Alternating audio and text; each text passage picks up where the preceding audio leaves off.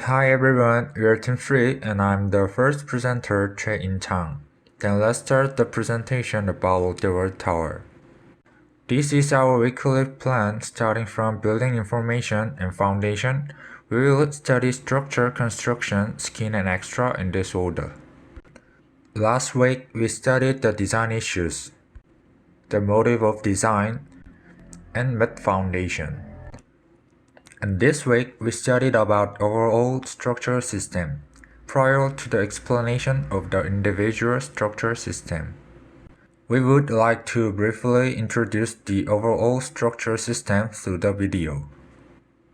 It has core wall and mega columns, an outrigger, and belt truss.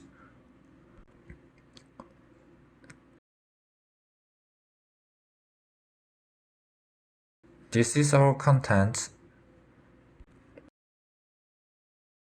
High-rise buildings are subjected to various loads. To resist the loads, Lotte Tower have gravity resistance system and lateral force resistance system. Although these systems are organically subjected to both axial and lateral forces, we classified based on the forces that each system receives. First part is about gravity resistance system. It's about core and mega column. As I mentioned in previous slide, the building needs the system to resist axial load such as building load. So in Lotte Tower, core wall and 8 mega columns are installed. Mega structure system is that allows several super columns to support the lateral and vertical loads of the entire building. The system consists of a mega column and core wall which resists two axial force with a super girder. In here, the spandrel, girder, and beams are connected to the mega column and the core wall to deliver axial force. Because of this, 60% of the vertical load is taken by core wall, and mega columns take 40% of the vertical load. The horizontal force is also additionally supported by the installation of the outrigger and belt trusses. This will be dealt in later. Next, let's find out about the core and mega columns specifications. First, each member adopts the RC structure, and the following table shows the weight of each member. And the following two images will show the thickness of each member. First, this is the core, and this is mega column's thickness. And both are used high-strength concrete. In the case of high-strength concrete, spalling failure must be prevented. Spalling failure is the process of surface failure in which flakes of concrete are broken off in fire accident because of explosion of internal water vapors of concrete. For high-strength concrete, spalling failure can happen easily due to its dense structure. At this tower, to prevent this failure, polymer fiber was injected into cement design. This works in this way. When the fire happens, the polymix fibers are melt and create gaps, so the internal steam pressure can be removed through the gaps, preventing the spalling failure. Another risk factor is that the higher the vertical member, column shortening can occur.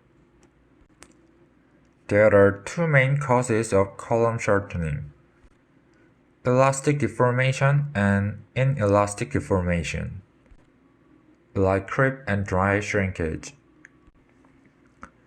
Normally, a little bit of shrinkage happens over time by the building loads. But it's more dangerous when column shortening happens indifferentially. And it happens usually in high-rise building and freeform structure like the tower. In this case, it can be happen due to the difference of cross-section with core and mega column. Mega columns have smaller total cross-section, so it has upper stress ratio. and gets more shortening. And another reason is weight difference.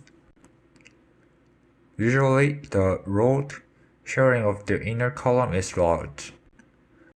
It could have non-structural effects like deforms in pipes, elevator layers, cladding, and structural effects like distorted slabs or beams due to differential movements and gravity load redistribution.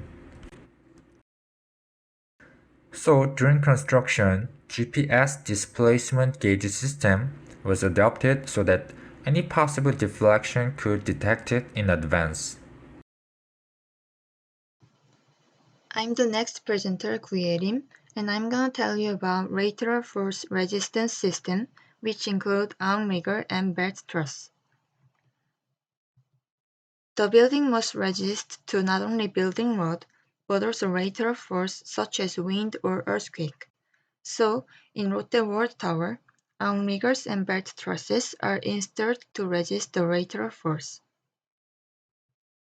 It was originally planned to have 3 sets of outriggers and 6 sets of belt trusses in SD phase. Throughout a comparative study, the 2 sets of outriggers and the 2 sets of belt trusses were identified as the most optimal solutions for the lateral load resisting system, so the plan was changed at DD phase. Then, what is outrigger? It is the structure part of 39th floors to 44th floors. As we mentioned, it is core, a mega column, and the green line of this picture is called outrigger. Outrigger systems function by tying together 2 structural systems, typically a core system and a perimeter system. In the case of Lotte World Tower, it became a core and mega column. An outrigger system engages perimeter columns to efficiently reduce building deformations from overturning moments and the resulting lateral displacements at upper floors. These are advantages and disadvantages when we install outriggers. Left one is about advantages. First, lateral force resistance performance enhanced by increasing flexural stiffness. Second, construction of frames could be improved, excluding the outrigger layer, because simple external frame connections alone express the necessary lateral force resistance performance, and structural volume can be reduced. But large additional stress may be caused by the reduction of inequality between the core and the column.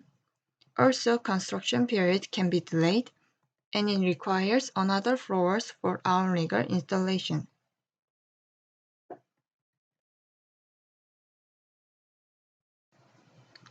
Next is about belt truss. It is the structure part of 72nd floors to 76th floors, and the green line of this picture, which surround the mega columns, are called belt truss. Belt truss is connected to the end part of outrigger and mega column. It makes mega column and outriggers act as one, and strength becomes 25% more stronger. These are plus and minus points about belt truss. In advantages, first, bending rigidity of the entire building can increase. Also, it is economic because it is simply composed of beam and column frame. But it can damage the building view and effective mass increase.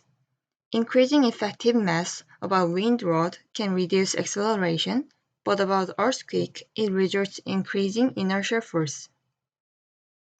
This week, we studied about overall structure, mainly divided to 2 parts, gravity resistance system and lateral force resistance system. We studied up to outrigger and belt truss. Next week, we will study more details of outriggers and belt trusses, and diagram structure which is installed at the uppermost part of Lotte World Tower. This is our role.